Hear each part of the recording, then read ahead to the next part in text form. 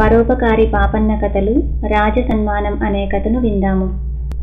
చదువు పూర్తి అయ్యిందని గురువుగారు చెప్పారు గనక పాపన్న ఇక ఇంటికి బయలుదేరవలసిన సమయం వచ్చింది. కానీ వట్టి చేతులతో ఇంటికి వెళితే బాగుండదు. అందుచేత పాపన్న రాజాస్థానానికి వెళ్ళి తాను చదివిన చదువు కాస్త ప్రదర్శించి ఏదో ఒక బహుమానం పుచ్చుకొని ఇంటికి పోతే కొంచెం ఘనంగా ఉంటుందని నిశ్చయించాడు. పాపన్న రాజనగరకు పోయే దారిలో ఒక అరణ్యం ఉన్నది.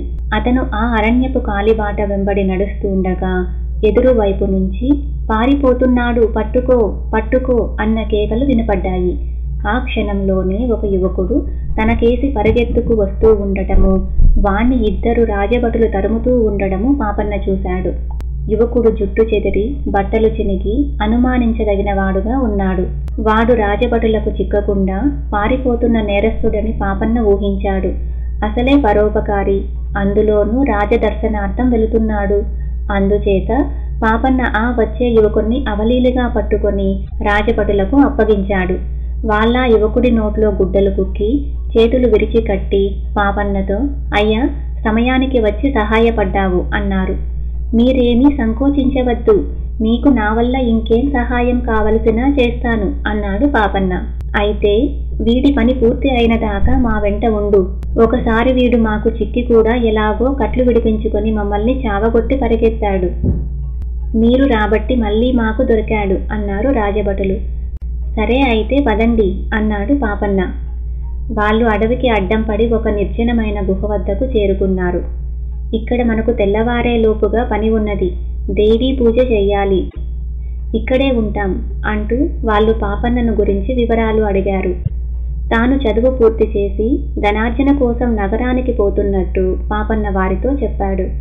రాజభటుల్లో ఒకడు, నేనిప్పుడు నగరానికే పోతున్నాను, నీకు మంచి బహుమానం ఇవ్వవలసిందని, మాకు ఎంతో సహాయం చేశావని మా నాయకుడితో చెబుతాను అంటూ బయలుదేరిపోయాడు. వాడు వెళ్ళిన కాసేపటికి రెండో రాజభటుడు, మా వాడు 2-3 గంటల దాకా రాడు, ఈ దుర్మార్గుడు చావచితక కొట్టేశాడు, చాలా బడలికగా ఉంది, ఒక్క కునుకు తీస్తాను, నీవు మాత్రం వీణ్ణి జాగ్రత్తగా చూస్తూ ఉండు అని నడుము వాల్చి నిద్రపోయాడు. అంతకుముందే వాళ్ళు ఆ యువకుణ్ణి అక్కడ ఉండే ఒక చెట్టు మానుకి కట్టేశారు. ఆ యువకుడు కొంచెం సేపు గడిచాక దాహం అవుతున్నట్టు పాపన్నకు సైగ చేశాడు. పాపన్న పరోపకార పారినుడు గనుక లేచి వెళ్ళి కోనేటి నుంచి ఆకుదొనలో నీరు తెచ్చి యువకుడి నోటిలో కుక్కిన గుడ్డలు లాగేశాడు. అప్పుడా యువకుడు నీరు తాగి పాపన్నతో, వీళ్ళు రాజద్రోహులు, నేను రాజు కొడుకును, ఈ భటులిద్దరినీ మా సేనాపతి నాకు అంగరక్షకులుగా నియమించాడు. నేను వీళ్లను వెంట పెట్టుకొని చీకటి పడే వేళకు ఊరి వెలుపల ఉండే కోవెలకు బయలుదేరాను. ఒక నిర్జనమైన చోట ఇద్దరూ నా పైన పడి బంధించి అరణ్య మార్గాన ఈడ్చుకురాసాగారు. దారిలో నేను చేతికట్లు ఎలాగో తప్పించుకొని వీళ్లను మెత్తగా తన్ని పారిపోవటానికి యత్నించాను. ఇంతలో యమకింకరుడిలాగా నా ప్రాణానికి దాపరించావు. చూడగా నాకు సేనాపతి ఏదో పెద్ద దుర్మార్గం తలపెట్టినట్టున్నది. మా రాజ్యం కాజేస్తాడో ఏమో, నన్నీ దుర్మార్గులు ఇక్కడ బలి ఇస్తారు. ఈ ద్రోహులలో ఒకడు నగరం వెళ్ళాడు. సేనాధిపతితో నేను పట్టుపడ్డట్టు చెప్పటానికై ఉంటుంది. నీవు చూస్తే వీళ్ళ మనిషివిలాగా లేవు, అలాంటప్పుడు వీళ్ళకెందుకు సహాయం చేస్తున్నావు అన్నాడు. పాపన్న ఈ మాటలు విని విస్మయం చెందాడు. పరోపకార బుద్ధి తన చేత రాజద్రోహం చేయించిందని తెలుసుకొని, రాజకుమార, నాకీ గొడవ ఏమీ తెలియదు, ఎవరికన్నా చేతనైన ఉపకారం చేయటం మంచి పని అని చదువుకున్నాను. ఈ రాజభటులు సాయం కోరారు, అందుకని సాయపడ్డాను, మిమ్మల్ని విడిపిస్తాను, మీకు ద్రోహం తలపెట్టిన వారిని శిక్షించండి అన్నాడు యువరాజు కట్లు విప్పుతూ. నీవు కూడా నా వెంట వచ్చేయి, లేకపోతే వీళ్ల వల్ల నీకు ప్రమాదం అన్నాడు యువరాజు. పర్వాలేదు, నేను బలశాలిని, ఇటువంటి వెధవలకు 10 మందికి సమాధానం చెప్పగలను, వీళ్లు పారిపోకుండా చూస్తూ ఉంటాను, మీరు వెళ్లి నమ్మకమైన భటులను తీసుకురండి అన్నాడు పాపన్న. యువరాజు వెళ్ళిపోయాక పాపన్న పొదల చాటుకు వెళ్ళి నిద్రపోయే దొంగలేవటం కోసం ఎదురు చూడసాగాడు. కొంతసేపటికి వాడు లేచి కూచుని యువకుడు లేకపోవటంతో కంగారు పడసాగాడు. అప్పుడు పాపన్న యువతలికి వచ్చి, ఇదేమిటి, ఆ ద్రోహిని వదిలినట్టున్నావే అని ప్రశ్నించాడు.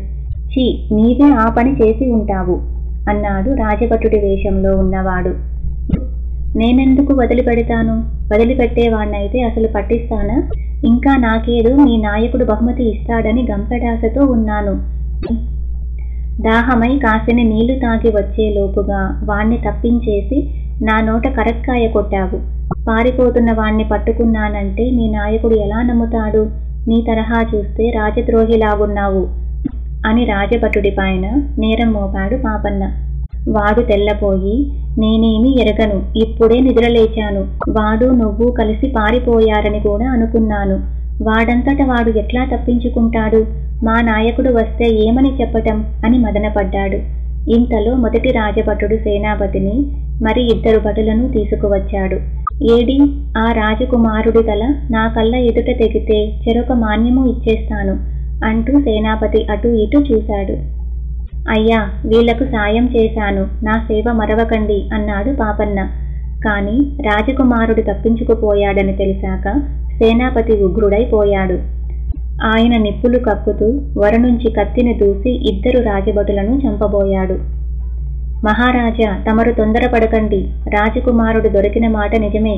నేనే స్వయంగా పట్టుకున్నాను. అతన్ని ఇక్కడికి తెచ్చాం, చెట్టుకు కట్టాం. మీకోసం వీడు బయలుదేరే సమయానికి రాజకుమారుడు చెట్టుకు కట్టే ఉన్నాడు గనుక వీడిపైన ఆగ్రహించటం అన్యాయం. తర్వాత ఈ 2వ వాడు కొంచెం సేపు నిద్రపోయిన మాట నిజమే. అది కూడా వాడి తప్పనటానికి లేదు. పాపం, వాణ్ణి రాజకుమారుడు చచ్చేటట్టు తన్ని హూనం చేసినాకనే పట్టుబడ్డాడు. అదీగాక నేను రాజకుమారుడికి కాపలా ఉంటానని మాట ఇచ్చిన మీదటనే వాడు నిద్రపోయాడు. కాపలా ఉన్నవాణ్ణి మంచి నీటికని అలా వెళ్ళటం నాదే పొరపాటు. నేను తాగి దొన్నతో తెచ్చాను, వీడు నిద్రలేచి దాహమంటాడేమోనని. ఇదిగో చూడండి, ఆ నీరింకా అలాగే ఉన్నది. రాజకుమారుడు పారిపోయిన నేరం న్యాయంగా నాదే. కావలిస్తే నా తల తీయండి అన్నాడు పాపన్న. రాజకుమారుడు ఎలా మాయమయ్యింది సేనాపతికి అంతు చిక్కలేదు. పట్టుతాళ్లు కూడా లేవు. వాడు ఏ పొదలోనన్నా దూరాడేమో వెతకటం మంచిది అని పాపన్న సలహా ఇచ్చిన మీదట అక్కడి పొదలన్నీ గాలించనారంభించారు. ఇంతలో రాజకుమారుడు 100 మంది యోధులతో చడీ చప్పుడు లేకుండా వచ్చి సేనాపతిని, అతని భృత్యులైన 4 భటులను పట్టుకున్నాడు. అందరూ కలిసి నగరానికి వెళ్లేటప్పుడు పాపన్న కూడా వెంట వెళ్ళాడు. సేనాపతిని విచారణ చేశారు. ఆయన తనకేమీ తెలియదని, రాజకుమారుణ్ణి పట్టుకుపోయిన వారికి శిరచ్ఛేదం విధించవలసిందేనని అన్నాడు. రాజకుమారుడి తల తన ఎదుట తెగితే మాన్యం ఇస్తానని సేనాపతి అన్నట్టు పాపన్న సాక్ష్యం చెప్పాడు. సేనాపతికి మరణదండన విధించారు. పాపన్న ఆ రోజు రాజకుటుంబం పాలిట ఒక దేవుడయ్యాడు. అతనికి ఎన్నో కానుకలిచ్చారు. ఎంతో గొప్పగా సన్మానం చేసి ఆతిథ్యం ఇచ్చారు. తర్వాత రాజకుమారుడు అతన్ని కొలువులో ఉండమని కోరాడు. పాపన్న ఇంటికి వెళ్లి తల్లికి కనపడి మళ్లీ వస్తానని, తాను ఇల్లు వదిలి చాలా ఏళ్లయిందని చెప్పి తనకు వచ్చిన కానుకలు, తన తల్లికి రాణిగారిచ్చిన కానుకలు పుచ్చుకొని ఇంటికి బయలుదేరాడు. దారిలో దొంగల భయం ఉంటుందేమో, భటులను వెంట పంపిస్తాను అన్నాడు రాజకుమారుడు.